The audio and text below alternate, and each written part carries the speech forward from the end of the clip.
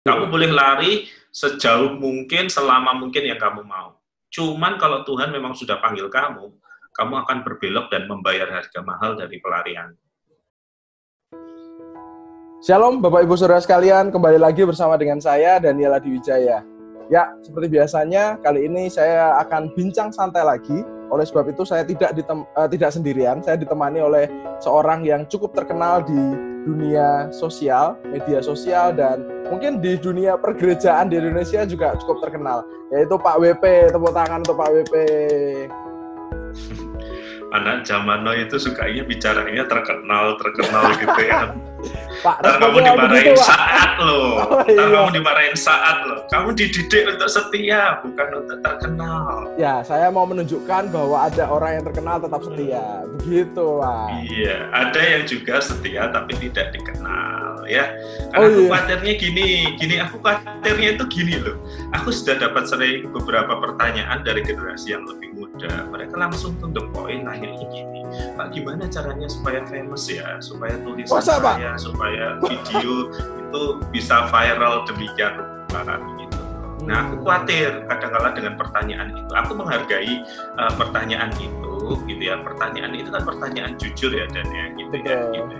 Cuman kadang-kadang jadi, sekarang kayaknya udah yang dikejar itu keinginan untuk menjadi viral, banyak viewers itu menjadi penting ya, gitu. Kebetulan aku memang mengajar tentang viralitas dan media sosial gitu. Iya. Jadi mereka nggak sepenuhnya salah nanya ke aku gitu. Cuman kalau udah terkait dengan pelayanan tuh aku jadi agak worry gitu. Apalagi di zaman sekarang pandemi ini, kalau mau viral kan gampang, dan kamu serang pendeta terkenal, nanti pembelanya berkumpul, yang kontra juga berkumpul gitu loh. Apakah itu itulah langsung ini Pak, langsung aja nih Pak. Apakah kayak begitu cara yang elegan atau yang enggak Pak, kalau yang Bapak bilang tadi itu?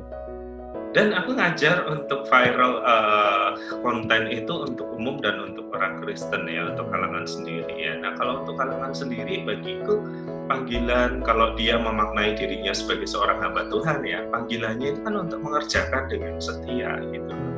Setia itu apa yang di depan mata dikerjain, walau kadang nggak melihat hasilnya. Nah, sekarang ini mau bebas nggak melihat hasilnya.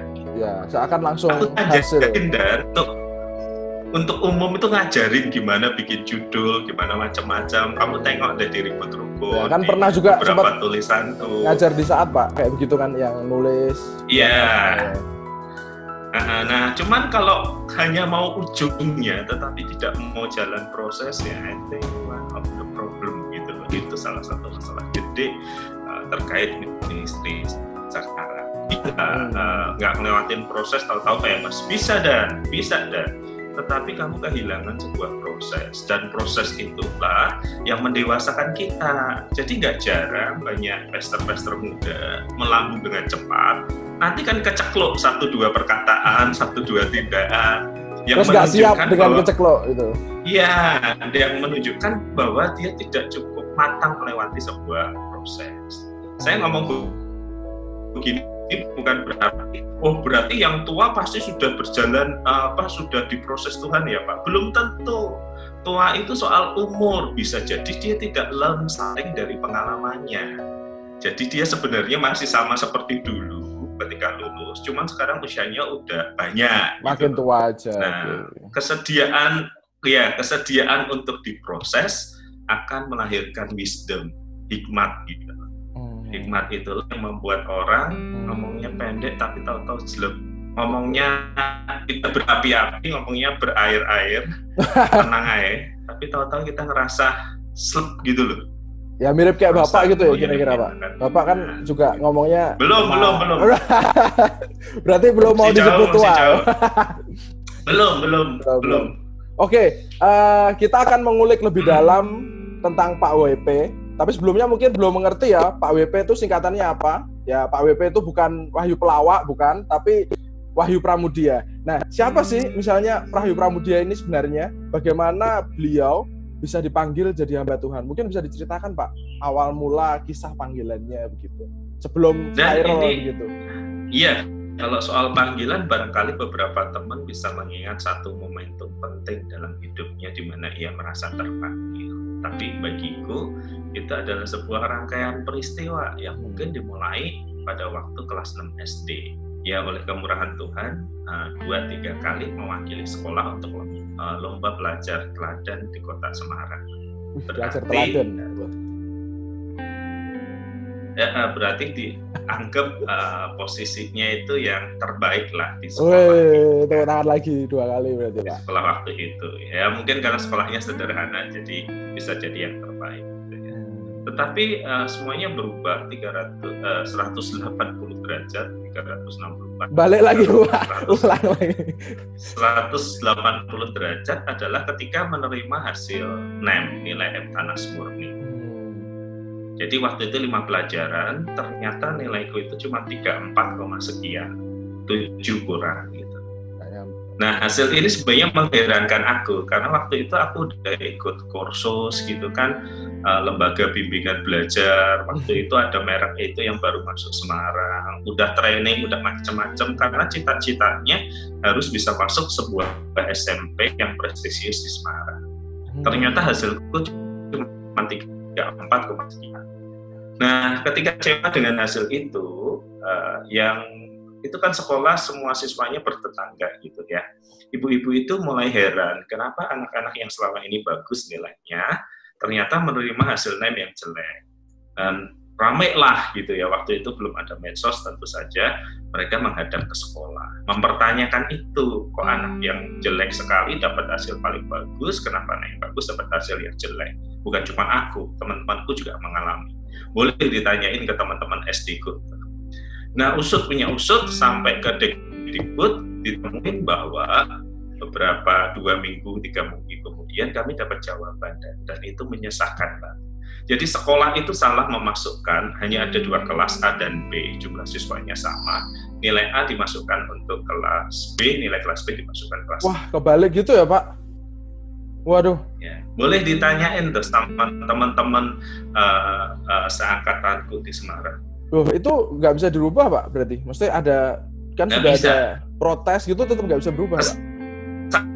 Salah diakui, tetapi tidak bisa dirubah. Dan memang seharusnya aku dapat nilai yang paling tinggi, sekitar 43, 44. Wah, itu berapa, Pak, korbannya, Pak, berarti? Kira-kira 2 kelas itu kalau ketuker? 2 kelas, 28 ketuker. Waduh, banyak, Pak, ya, 56 orang. Yang dapat nilai lebih bagus kan senang dan bisa masuk. Oh, berarti bukan korban. Kalau dia dapat rezeki, yang korban yang kebalik. Iya. Tidak bisa dibenarkan ya, Pak. Umur 12 tahun. Umur 12 tahun dan itu tidak bisa kenyataan itu ya, Pak. Iya, apapun harus diterima gitu ya. Apapun harus diterima. Nah, karena kayak begitu, maka SMP itu menjadi masa yang tidak menyenangkan. Karena aku nggak niat sekolah.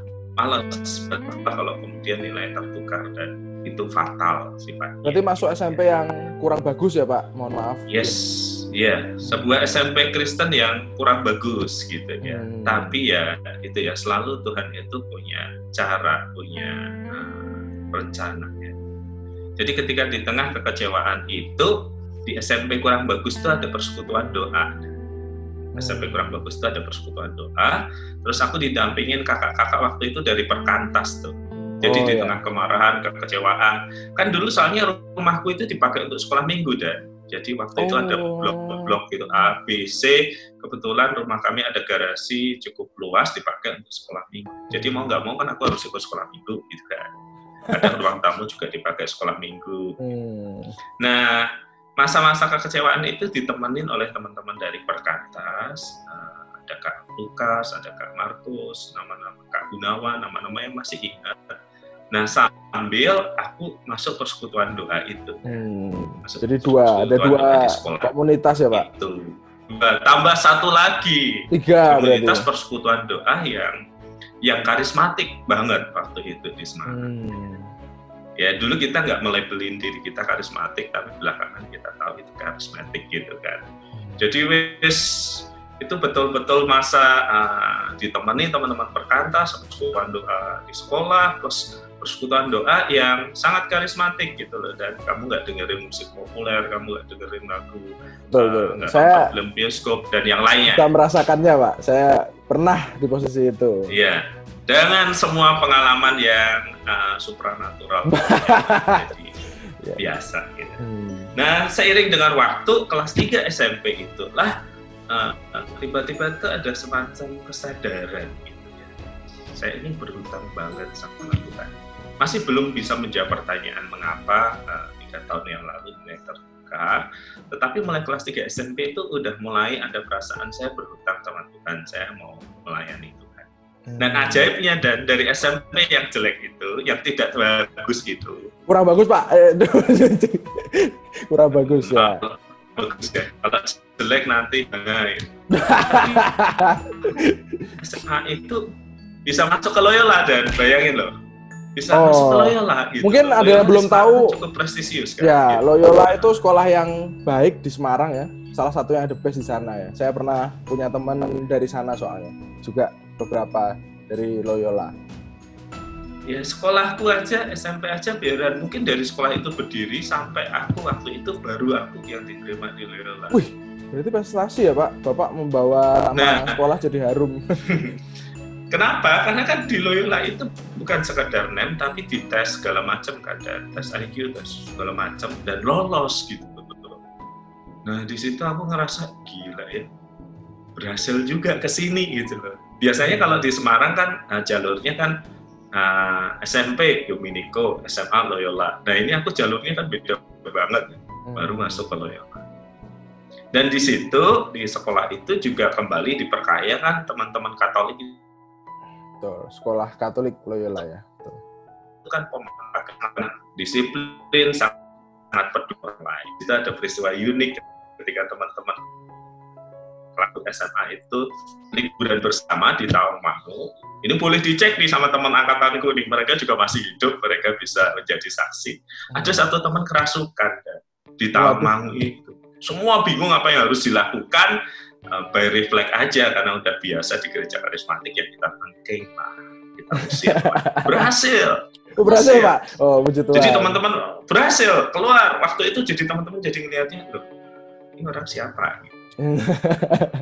Nah, itu titik-titik kayak begitu ya, titik-titik perjalanan yang nanti mempengaruhi banyak pelayananku ya, kayak gitu. Oh, berarti Pak WP ini bukan cuma wahyu pelawak, tapi juga wahyu pinter. Ternyata di balik cerita lucu-lucunya itu lumayan. Beliau juga ternyata adalah orang yang brilian, seorang yang bukan sembarang.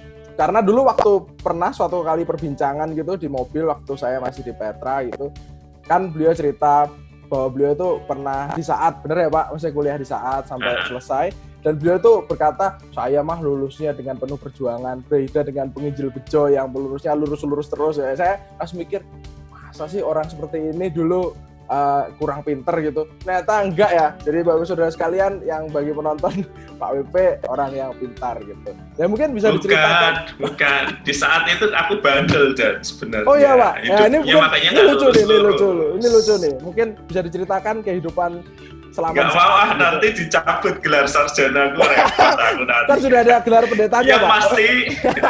Yang pasti adalah pokoknya dulu ada nilai kelakuan beberapa kali dapat C lah, udah tahu apa artinya. Itu yang ngasih nilai Bapak Ibu asrama ya Pak? Enggak, yang ngasih nilai dosen secara keseluruhan. Jadi kan gini, dan kalau di Loyola kan bebas, lu boleh gondrong kan? Ya. Loyola kan bebas kan? Nah bayangin, aku udah tahu aku masuk saat nih. Dari tetap gondrong Pak? Masuk saat, sudah tak potong.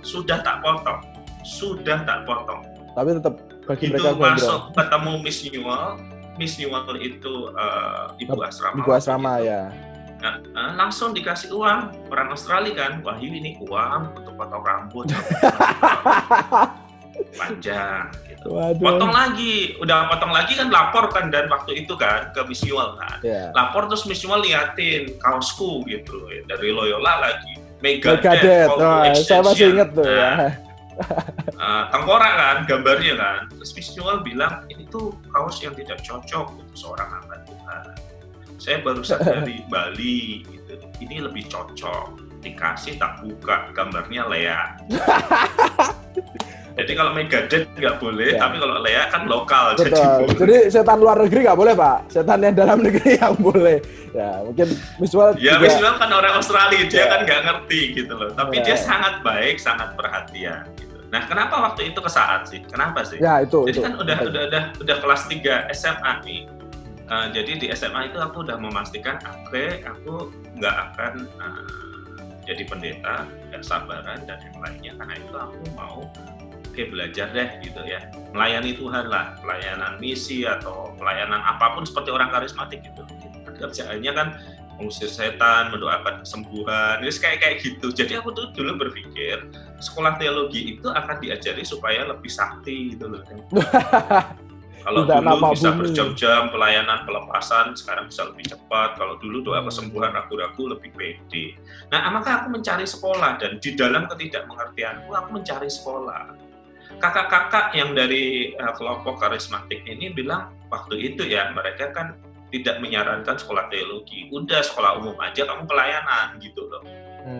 Nah, aku pembimbing rohaniku juga ngomong kayak begitu. Jangan. Saya pernah merasakan itu. Betul.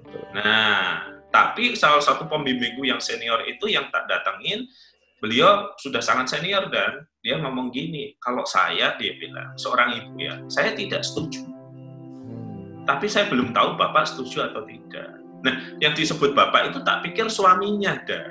Karena dia bilang, saya tanya Bapak dulu ya. Saya pikir dia mentanya suaminya gitu. Ternyata bukan. Maksudnya itu dia masuk kamar, dia doa dulu, dia tanya dulu sama Bapak di surga.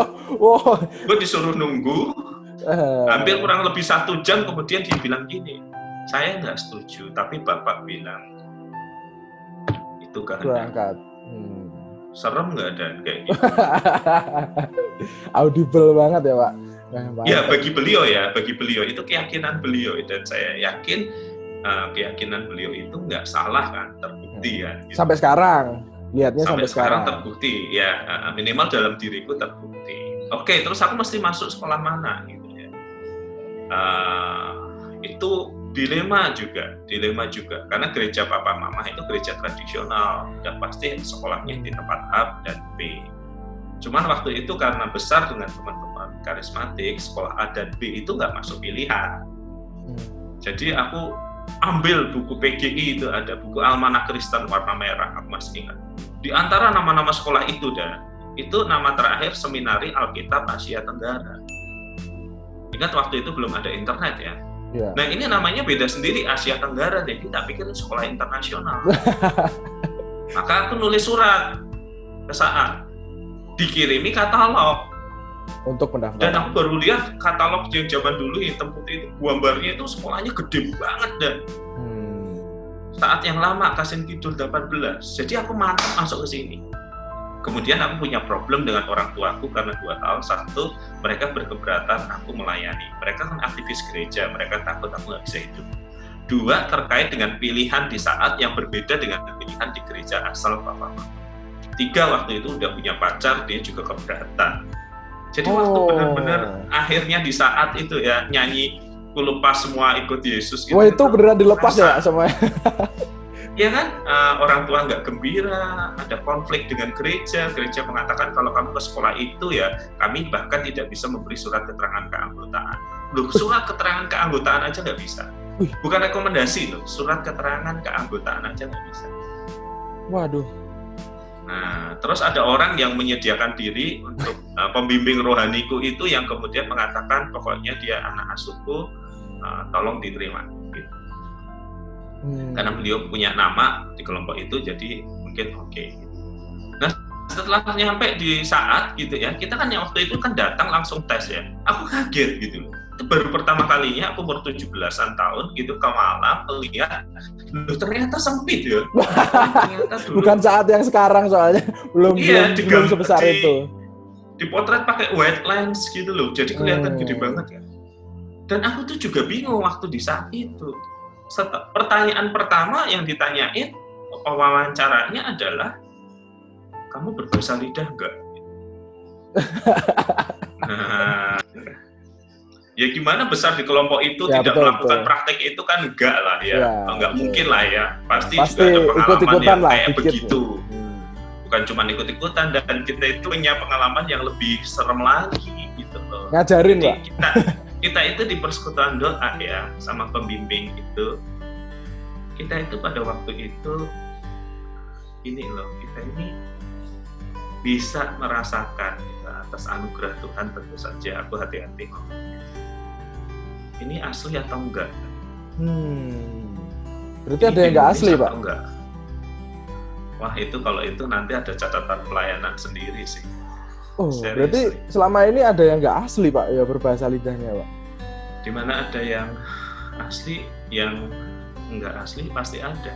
Wah, menarik. Dan bisa jadi demonis gitu kan. Malah demonis, Pak, ya? Dan pengalamanku, aku ketemu yang kayak begitu. Jadi waktu KKR itu ceritanya telah loncat setelah lulus di saat KKR di puncak. Ketika mau altar calling, ada seorang perempuan berdiri berbahasa lidah pada waktu mau altar calling. Ini saksi matanya ada nih, boleh dicek. Karena dia berdiri berbahasa lidah di antara teman-teman gereja yang tidak biasa begitu, maka semua perhatian ke sana. Maka aku turun dari mimbar, aku datangin perempuan itu, aku cuma ngomong kalau rohmu sama dengan rohku, hormati pemberitaan firman. Begitu aku balik, dia langsung jatuh. Blah. Langsung manifest segala kata-kata yang buruk. Oh, malah begitu ya? Malah jadi putar balik ya, Pak? Nah, kita akhirnya ngurusin perempuan ini. Wah. Tahu nggak, itu terjadi ketika aku praktek di salah satu gereja di Jakarta. Jadi masih praktek sebagai mahasiswa saat berarti ya? Bayangin nggak kira-kira laporannya ke saat gimana? Waduh. Oke, nanti kita akan bahas itu lebih panjang mungkin di topik yang lain. Sekarang kembali lagi ke saat. Jadi yang membuat mau masuk ke saat ya itu tadi melihat katalog tadi, PDI tadi, terus melihat nama saat yang paling bawah dan seminarial kita Pasir Negara dikira kan sekolah internasional. Ya mungkin perlu dicek ya kenapa saat waktu itu ditaruh di paling bawah, tapi itu juga sebuah tuntunan Tuhan untuk Pak Wahyu, Pak WP bisa berada di saat. Nah, setelah di saat, jiwa karismatiknya berarti makin hilang gitu ya, Pak? Dipaksa hilang atau? Waktu di saat itu aku awal-awalnya kaget. Satu, ngapain nyanyi pakai buku gitu loh. Ya, PPK. Nggak ada LCD, ya, dan lagunya susah-susah juga. Kedua, aku kaget ada teman-temanku yang takut bahkan tidur sendirian. Ya kita tahu lah, di kampus lama itu kan ada beberapa insiden yang unik-unik gitu. Di kampus baru sih. Nah, aku tuh kaget loh. Kenapa sih takut yang begituan? Yang kayak begituan itu udah dalam tanda kutip kerjaan sehari-hari waktu di persekutuan doa itu. Oh, udah kebal berarti. Udah pengalamannya udah biasa, banyak. Ya. Udah pengalaman gitu, jadi tidak mengherankan. Jadi sempat merasa saya salah masuk seminar. Malah begitu ya, Pak? Iya. Loh, karena nggak diajari doa puasa, nggak diajari pengusiran setan, nggak diajari kesembuhan ilahi. Ada, Pak, doa puasa, pembukaan semester, penutupan semester. Habis itu kan makan nasi padang kan. Ya betul. Paling nggak ada lah, Pak. Nggak pernah terjadi manifestasi sesuatu yang supranatural gitu. Justru malah pengen meninggalkan ya. Di saat itu aku menghargai satu hal. Kenapa dia bisa berkhotbah dengan baik ya? Dengan baik artinya dia menjelaskan Alkitab. Nah, aku mulai tanya kakak kelas tuh, mulai kenal namanya tafsiran, mau kenal namanya apa tuh konkordansi itu loh, dan yang tebel, aku lupa penjelasan kata Yunani atau Ibrani. Oh, BDAG, kamus BDAG. Nah, ya. Nah, kayak BDAG. Gitulah. Wah, berarti saya sekolah ya, Pak. Ada buktinya. Saya tuh mulai ngerti gitu loh. Kan waktu aku belajar dulu sebagai bagian dari teman-teman di kelompok karismatik kan penggalian Alkitabnya memang terbatas. Ya, mereka menghargai pengalaman yang segar bersama Tuhan. Nah, jadilah aku tuh bertahan di situ. Aku merasa khotbah-khotbahnya bertanggung jawab yang menjelaskan Alkitab ya. Tetapi apakah pelayanan yang seperti itu tidak terjadi lagi? Terjadi. 99 sampai 2000 aku praktek 1 tahun di sebuah kota. Nah, itu jadi kerjaan sehari-hari. Tuh tanya tuh Roni Susaka tuh salah satu salah satu teman sepemurid orang yang tak muridkan suka jadi hamba Tuhan ya, boleh suka. Kemudian yang masuk ke satu siapa ya, Swani yang di Tasik sekarang di KBJ, itu teman-teman yang ngerti banget gitu loh, dan bahwa kita waktu itu juga sering melakukan itu gitu. Nah justru dari latar belakang terbentuk teman-teman karismatik itu, maka nulis skripsinya juga tentang perdebatan sesasionis, non sesasionis, tentang karunia kemujizatan dan yang lain. Jadi ada satu fase pelayanan itu nampaknya latar belakang itu masih sangat mempengaruhi. Sampai sekarang sih kadang-kadang masih pelayanan itu kalau ada kebutuhan tertentu gitu ya. Masih melayani yang kayak begitu gitu ya. Aku merasa mungkin itu bagian dari masa lalu yang Tuhan izinkan, Tuhan gunakan sampai sekarang. Berarti tidak harus ditinggalkan ya Pak? Maksudnya itu juga mewarnai kehidupan pelayanan Pak WP gitu? Iya, walaupun di GKI ya. Oh ya, kebetulan tadi belum sampai ngobrol, kebetulan Pak WP ini, bukan kebetulan, tapi Pak WP ini melayani di GKI Ngagel, sebuah gereja tradisional ya Pak, yang sampai sekarang masih tetap tradisional ya Pak, di GKI Ngagel Surabaya. Ya, saya pernah berkunjung ke sana waktu beliau memberikan beberapa seminar tentang khotbah. Kalau mau ditonton bisa, khotbahnya Pak WP banyak bertaburan di YouTube, dan khotbahnya selalu menurut saya memberkati. Jadi bisa dilihat terus lebih panjang. Kebetulan juga kalau boleh ditanya, berarti Pak dari karismatik pindah ke Protestan begitu Pak selama di saat, atau memang masih tetap menggeluti? Orang kan di gereja Protestan kan ya. Orang tua di gereja Protestan kan gitu ya, cuman ya itu tadi dari pergaulan kan akhirnya jadi di sekolah Katolik, malam persekutuan doa karismatik, jadi itu blended membentuk dan segala keunikannya. Berarti sampai sekarang masih blend itu ya Pak, maksudnya masih sih. Dan no problem sebenarnya itu tidak menjadikan sesuatu yang besar gitu, maksudnya bukan hal yang perlu ditakutkan kalau misalnya punya pikiran karismatik tapi di gereja Protestan, atau sebenarnya punya pikiran Protestan di gereja karismatik, itu sebenarnya biasa ya Pak, dan tidak masalah gitu. Nah tapi kan udah seiring usia udah nggak sefrontal dulu ya. Dulu itu ada fase-fase begitu berani ya, langsung dari mimbar menangking seseorang kalau kita ngerasa nggak gimana gitu. Kalau sekarang nggak gitu, dan sekarang itu paling dulu ada begitu, fase-fase kayak begitu ada begitu. Setelah praktek setahun yang tadi diceritakan ada ya Pak? Masih ada kayak begitu. Nah tapi kan belakangan kan paling cuma salaman sambil bilang aja. Tolong ya hidup yang serius itu Tuhan atau apa gitu. Dulu itu masih senang heboh-heboh gitu ya. Sekarang kalau sampai terjadi manifest, aku bilang keluarin gitu. Keluarin itu dari tempat ibadah, taruh di tempatnya yang lain, dilayani di sini. Tidak boleh mengganggu sekali. Sekarang kayak gitu. Kalau dulu kan ada fasenya kalau nggak ada manifest nggak seru kayak gitu. Nggak seru dan nggak heboh. Karena biasanya yang dicari yang seru dan heboh supaya bisa jadi viral. Gitu ya Pak? Iya, sekarang enggak lah dah gitu ya. Ya ada pelayanan seperti itu tapi lebih personal aja gitu. Nggak mau yang heboh-heboh gimana gitu ya. Makanya nanti kalau kamu bikin judul videonya jangan yang heboh-heboh ya. Enggak, tenang aja Pak. Saya enggak mencari clickbait, saya mencari pendengar yang mau setia, bukan pendengar yang banyak gitu kan. Ikut-ikut Bapak kan, yang penting setia bukan viral. Semoga saya tetap punya prinsip itu, maksudnya motivasi yang benar gitu. Ya, kalau begitu setelah dari saat langsung melayani di gereja mainstream itu ya Pak? Bukan mainstream, ya gereja tradisional yang sekarang ini atau? Belum. Tahun 2000 kan wisuda di saat ya. Itu sudah Bapak ditawarin masuk ke kakak tingkatnya Pak Bejo ya? Pak Bejo kan masuk tahun 2000 ya? Atau sempat ketemu atau enggak ya? Ketemu enggak ya? Masuk 94, kami 6 tahun. Oh, masih 6 tahun. Oh, berarti mungkin ketemu sebentar ya? Iya, jadi 6 tahun. Setelah diwisuda? Tahun 2000 wisuda.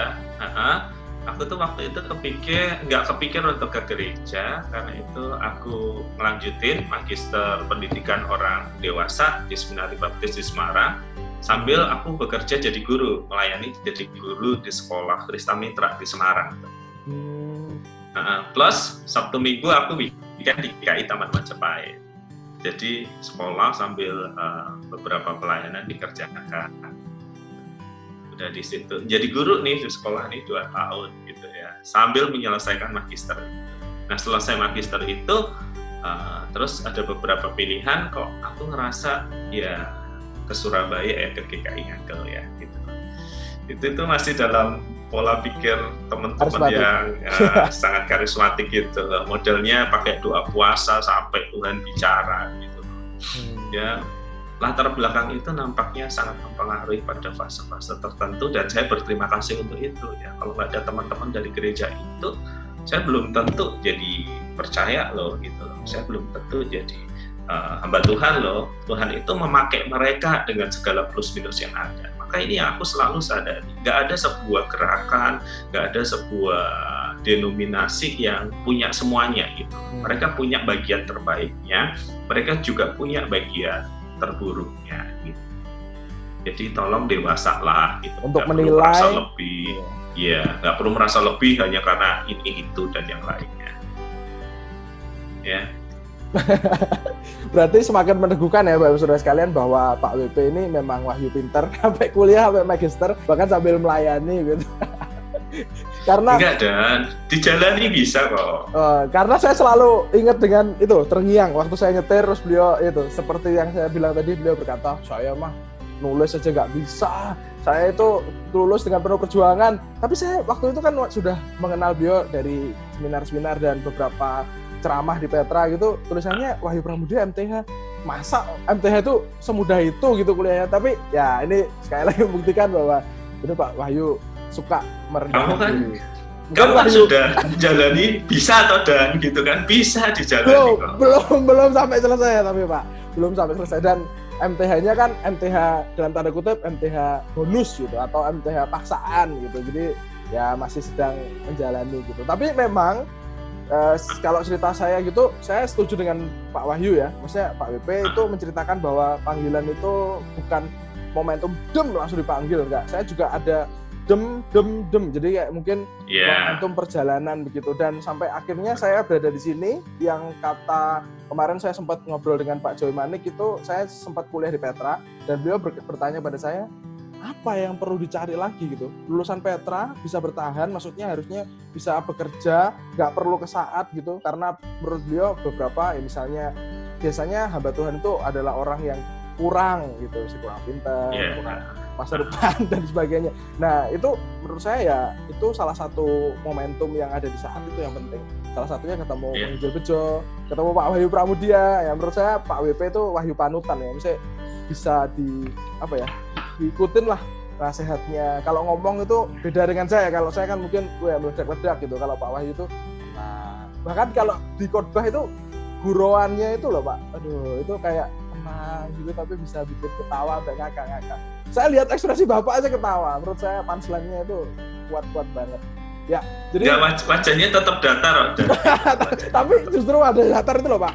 Wajah datar yang waktu di Petra itu saya lihat tuh Bapak itu sukanya lihat ke atas sambil mungkin lihat ke atas itu kayak mengisyaratkan lucu gitu loh. Jadi kayak saya seringkali lucu.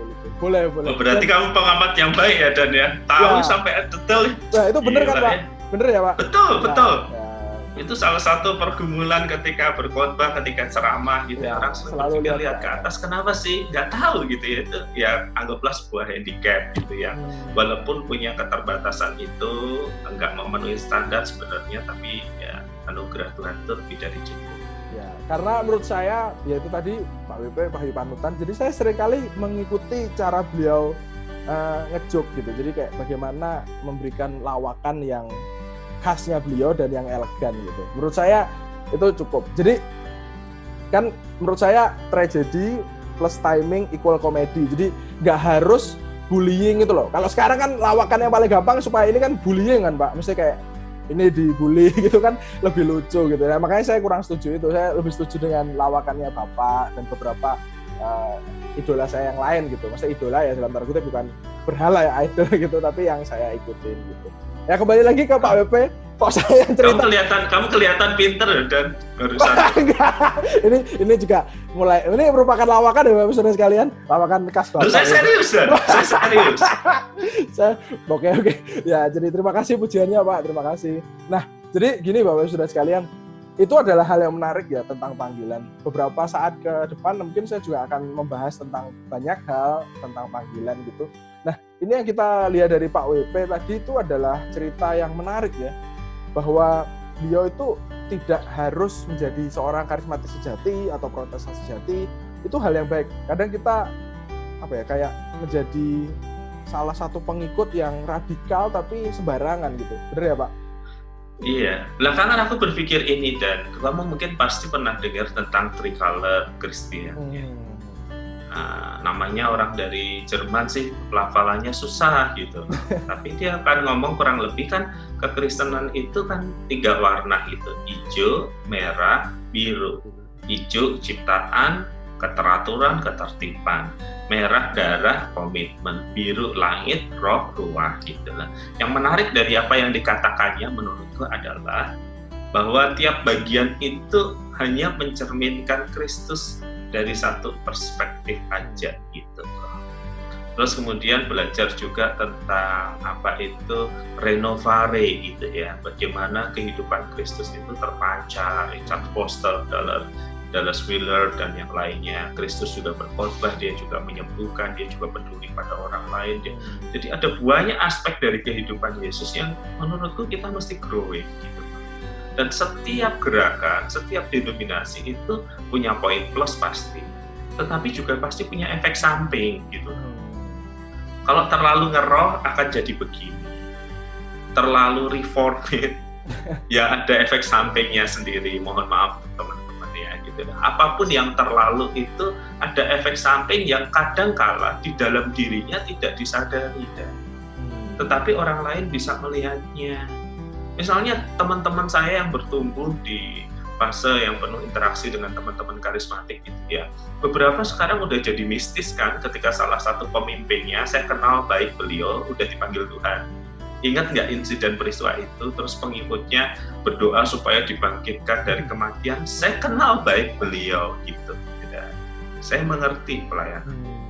Nah yang seperti ini ada efek samping yang kadang-kadang tidak disadari yang di dalamnya, tetapi disadari yang di luar. Teman-teman dari kelompok yang reformate begitu ya, kadang-kadang ada efek samping yang tidak mereka sadari, disadarinya kerasanya oleh orang luar. Orang menilai demikian, tentu selalu ada jawaban. Jadi bagiku itu ketika Tuhan mengizinkan begitu 3 warna kekristenan itu ya, sederhananya pakai teori itu merah, hijau, biru, kita itu selalu disadarkan bahwa kita bertumbuh harusnya bukan hanya ke dalam, kita bertumbuh juga harus ke samping gitu, menikmati keindahan warna-warna lain. Ya, aku tuh tiap minggu khotbah aku itu pakai jubah kan di gerejaku. Boleh lihat, pokoknya kalau aku pakai jubah, baju pendeta, pakai kolor ya itu di gereja seperti itu. Kalau di gereja kontemporer ya pakai kemeja aja. Pakai jeans, kadang pakai jeans juga ya Pak? Jeans ya, itu diharuskan dan supaya nggak kelihatan tua gitu. Oh ternyata, saya baru tahu. Jadi kalau mau di gereja sendiri nyanyi tanpa gerakan tangan juga bisa. Di gereja sebelah nyanyi dengan gerakan tangan juga bisa. Oh berarti sangat bisa menyesuaikan ya Pak? Gitu. Langsung kayak karena bisa. Itu bagian dari perjalanan hidup kan ya. Gitu ya. Kadang-kadang kalau nyepi, nginepnya retreatnya di pertapaan terapis di Temanggung sana. Ikut romo-romo yang doanya apa sih, kalau ordo terapis itu kan doanya 6 kali dalam seharian gitu. Jadi mencoba memaknai bahwa kalau aku melihatnya gini, dalam perjalanan hidupku Tuhan itu memakai teman-teman ini dari berbagai kalangan itu untuk menjadikan aku ada sebagaimana aku ada sekarang. Nah maka sebagai ucapan terima kasih gitu ya untuk karya Tuhan melalui mereka, maka kan sikap terhadap yang berbeda itu adalah ini teman bukan lawan gitu loh. Walaupun kadang-kadang juga dituduh dengan segala macam tuduhan yang tidak menyenangkan gitu ya. Misalnya dikatakan, kamu mah nggak punya pendirian lah, di sana begini, di sini begini gitu. Nah, tentu aku tidak cukup waktu untuk menjelaskan bahwa di dalam perjalananku itu aku nggak besar di dalam satu warna doang. Oh, betul. Aku dididik teman-teman perkantas gitu ya, gereja tradisional untuk mencintai ketertiban, keteraturan, firman, diajarin teman-teman karismatik untuk usir setan, doa penyembuhan gitu. Diajarin kepekaan, ya puasa, kepekaan kepada manusia, teman-teman Katolik yang sangat mencintai manusia dan kemanusiaan itu. Jadi aku ngerasa aku tuh diproses Tuhan lewat banyak cara kayak begitu. Berarti melihat warna kekristenan ini sebenarnya juga bisa mengikuti Yesus ya Pak? Maksudnya bukan berarti malah kontra terhadap Yesus. Jadi kita kembali. Jadi ya tiap aliran, tiap denominasi itu hanya mencerminkan sebagian dari hidup dan karya Kristus ya. Makanya tak bilang kalau mau melakukan studi yang akademis ya pelajarilah bahan-bahan dari Renovare, dan Aspira, Richard Foster dan yang lain-lain. Makin kelihatan untuk dikaji. Makin kelihatan pinter Pak, ngutip Dallas Willard, Richard Foster. Supaya kelihatan pernah sekolah teologi beneran gitu.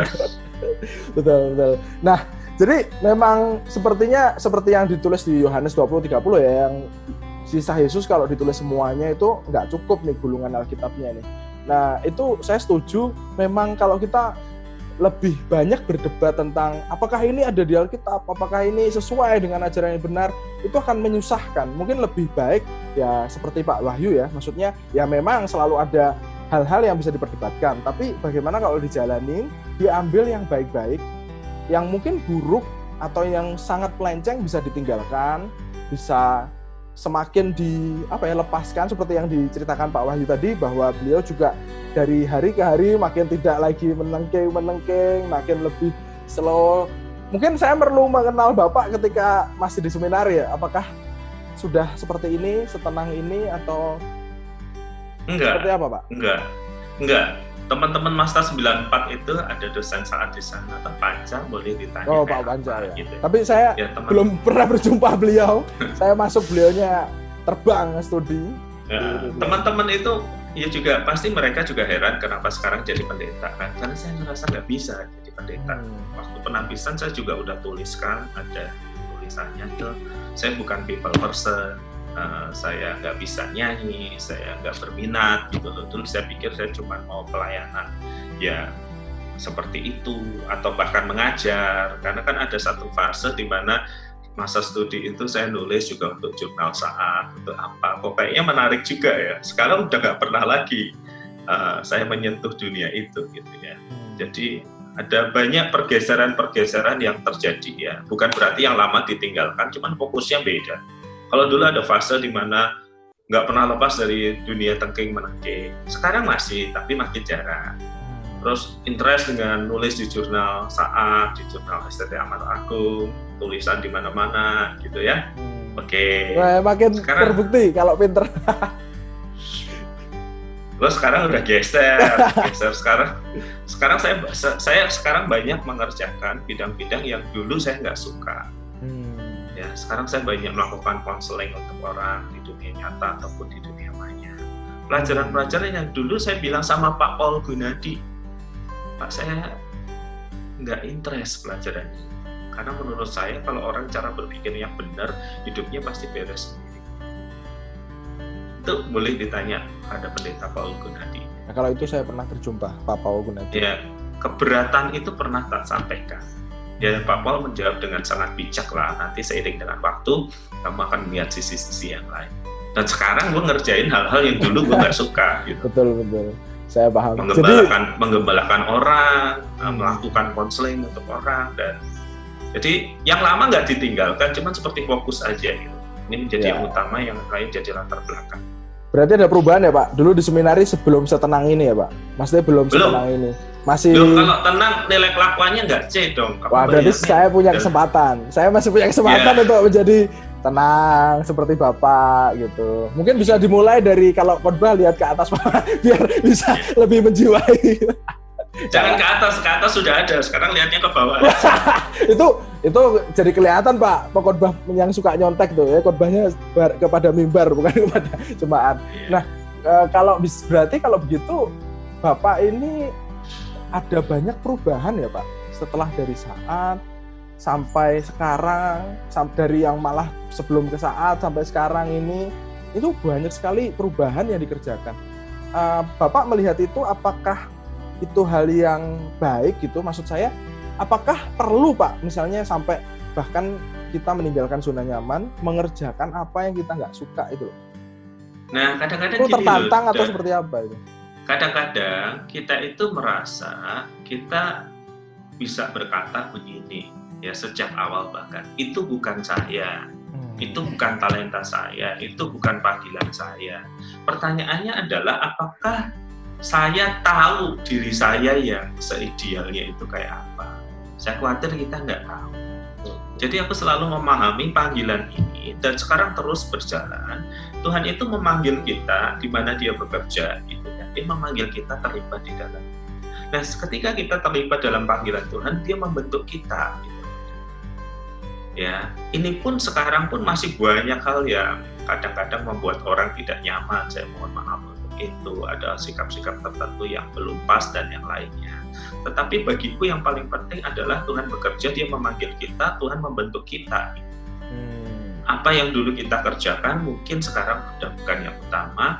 Kita diajar mengalami Tuhan dengan cara yang baru. Ya, misalnya ketika gereja bersama-sama harus membangun gedung gereja, kami itu melihatnya sebagai sebuah panggilan untuk mengalami yang baru, bahwa Tuhan menyediakan yang dibutuhkan. Jadi terus dinamika pelayanan ini terus bergerak, gitu ya. Kamu nggak tahu kan dan berapa nilai berkhotbahku dulu kan? Tahu. Saya pernah dengar di seminar. Nggak usah disebutin.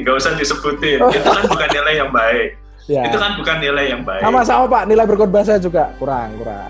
Ya, kalau itu kelihatan. Nah, ini cocok. Ya, saya jadi berproses pelan-pelan gitu ya, supaya warna-warna dan dinamika pelayanan yang lain itu hadir di dalam kehidupan kita. Jadi saranku untuk mahasiswa teologi yang menonton ini adalah dengerin baik-baik. Ya, jangan merasa kamu udah tahu kamu orangnya kayak apa dan akan jadi kayak apa. Impian Tuhan itu jauh lebih gede dari impian. Mungkin bisa dikasih pesan lagi Pak, yang seperti yang Bapak pesankan sebelum rekaman tadi ini dimulai, mungkin bisa seperti yang itu apa ya, Dan aku lupa tadi ngomong apa.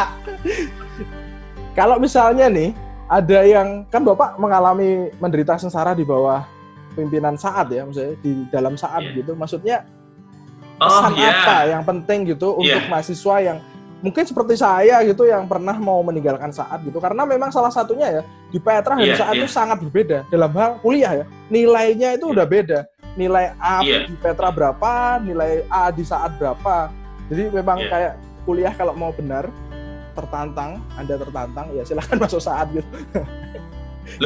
Bagiku sebenarnya kuliah di Saat itu kan, dan sebenarnya kan sebuah pengalaman untuk merasakan pembentukan Tuhan. Maksudku gini loh, aku tuh dulu dari SMA yang bebas ya, rambut gondrong, kita bisa demo sekolah, demo wali kelas, bisa cabut satu kelas. Di Saat itu kan sifatnya waktu itu kan keputusan itu atas ke bawah, gitu, nggak pernah bawah ke atas gitu kan. Dan dengan banyak tabrakan nih, makanya nilai kelakuannya kan juga cuma C gitu, atas anugerah Tuhan aja masih bertahan gitu kan. Nah belakangan kalau aku boleh menengok kembali, apa sih?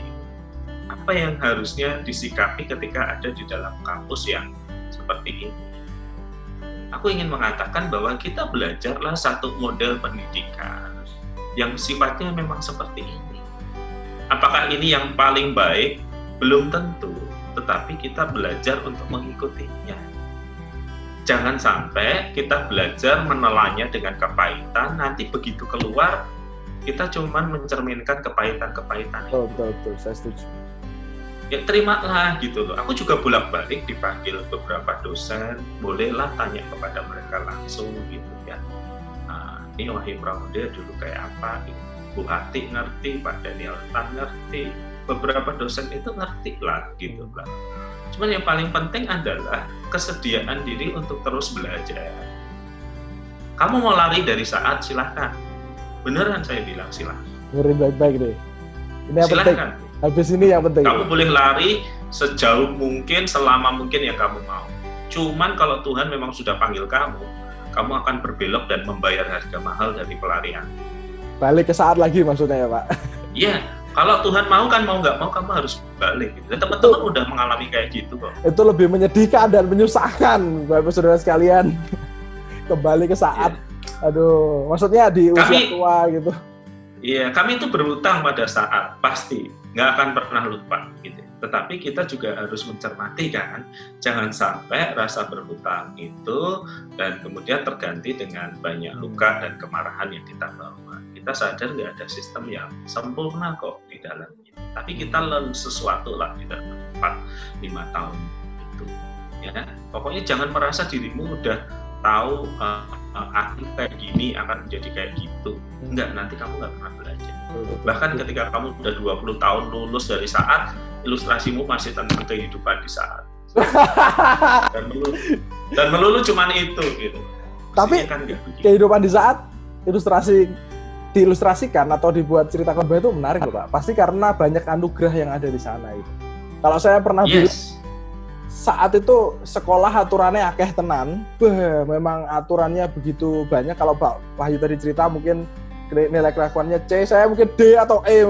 Saya banyak sekali kayak bukan hanya melanggar peraturan, tapi banyak juga mempertanyakan peraturan tuh, challenge ini benar ini enggak gitu. Jadi, tapi saya merasakan pada akhirnya bahwa saat itu adalah sekolah anugerahnya akeh tenan, bahwa di sana saya berjumpa banyak anugerah di dalam hal nilai, di dalam hal finansial, di dalam hal misalnya juga itu kelakuan dan sebagainya. Saya merasa diterima begitu. Ya ini supaya nggak dikeluarin Pak dari saat enggak. Tapi saya memang merasakan anugerah yang besar di saat itu. Dosen-dosen saya adalah dosen-dosen yang baik seperti saya pernah bilang, dan beliau memang dosen-dosen yang seperti Pak WP ya, bisa dijadikan panutan gitu, dan saya melihat beliau bukan hanya ngomong tapi juga mengerjakan apa yang diomongkan itu.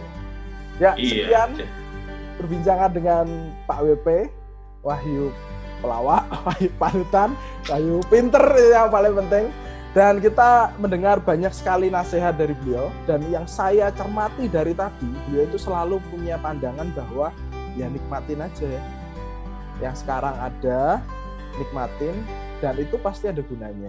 Bukan hal yang buruk dan tidak menjadi ekstremis gitu, yang sebelah sini saja terlalu kiri atau yang sebelah sini saja terlalu kanan, bukan. Tapi kehidupan Tuhan, maksudnya Kristus itu secara utuh lebih dimajukan ya, seperti yang dibilang di Injil Paulus di kitab surat-surat Paulus selalu dibilang bahwa memajukan Injil Yesus Kristus gitu. Ya saya kalau gini kamu kelihatan kayak mahasiswa teologi itu. Tadi berarti sepanjang puluhan menit yang tadi belum Pak ya? Belum.